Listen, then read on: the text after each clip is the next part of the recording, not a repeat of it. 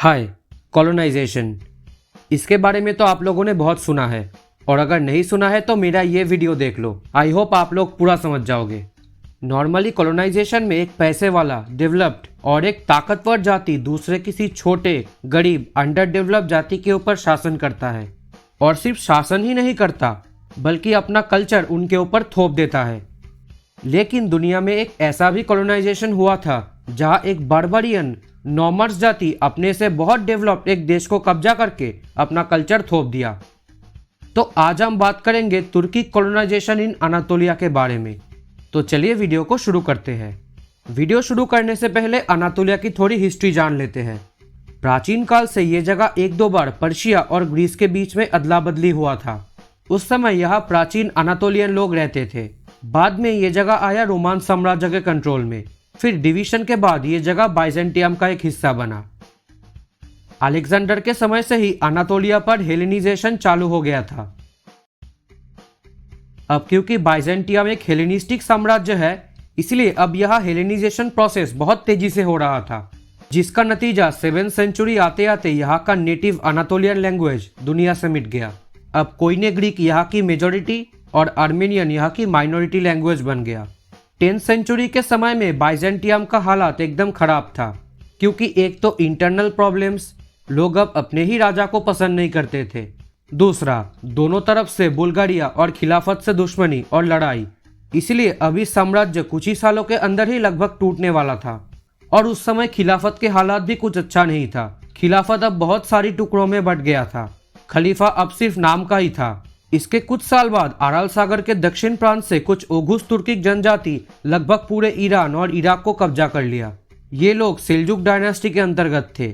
अब ये लोग अब्बासिद खिलाफत की राजधानी बागदाद को कब्जा करने की कोशिश किया, लेकिन कामयाब हो नहीं पाया।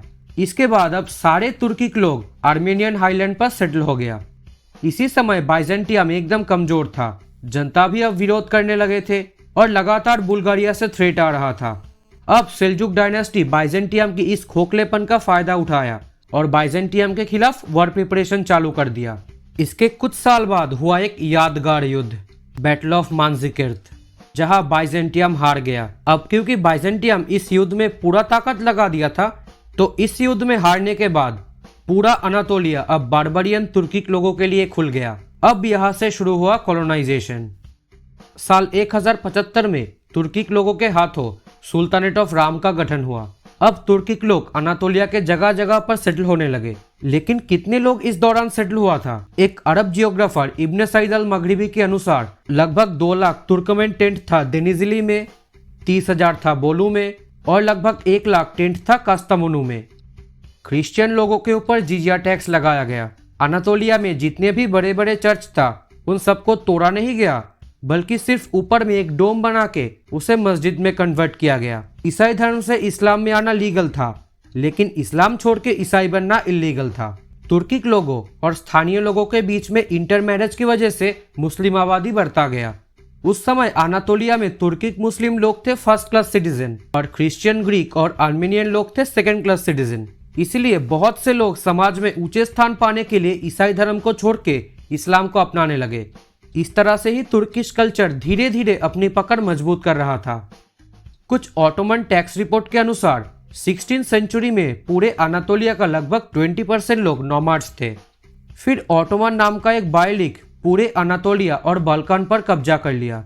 अब पूरे ऑटोमन साम्राज्य में तो क्रिश्चियन आबादी बहुत ज्यादा थी, इसलिए क्रिश्चियन लोगों को सप्रेस करने के लिए देवसीड में चालू किया गया,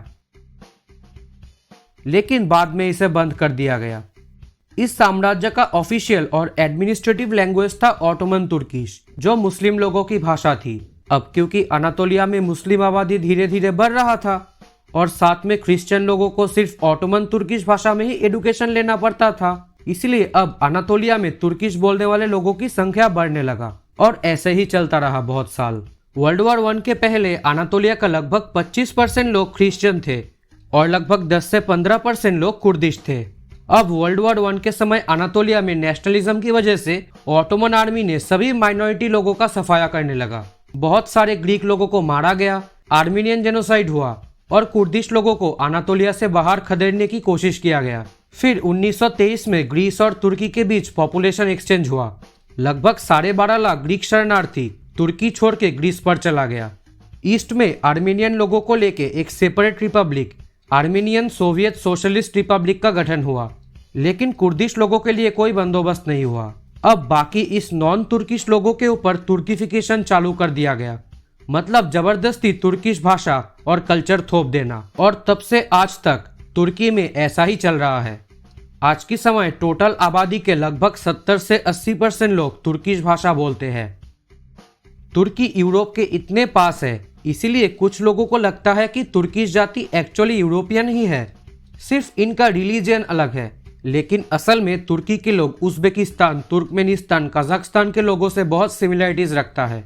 यह सब ही हुआ कॉलोनाइजेशन के वजह से। इसके वजह से ही कुछ सेंट्रल एशियन बारबारियन जाति यूरोप के इतने पास सेटल होके स्थानीय लोगों के ऊपर अपना कल्चर थोप दिया और अपना एक देश बना लिया। बेसिकली यूरोपियन पावर्स द्वारा अमेरिका, अफ्रीका और एशिया में अपना साम्राज्य बनाने को ही कॉलोनाइजेशन कहा जाता है। इसीलिए इसको कॉलोनाइजेशन के उदाहरण में नहीं रखा जाता और इसीलिए लोग इसके बारे में उतना जानते ही नहीं। तुर्किश लोग बहुत गुस्सा होते हैं इसे अगर कॉलोनाइजेशन कहा जाता है तो। इसीलिए भले ही central Asia actual Turkic homeland हो, लेकिन तुर्किश लोग इसे ही अपना मदरलैंड मानते हैं। तो ये थी आज का वीडियो। उम्मीद करता हूँ आप सबको ये वीडियो पसंद आएगी। Thanks for watching.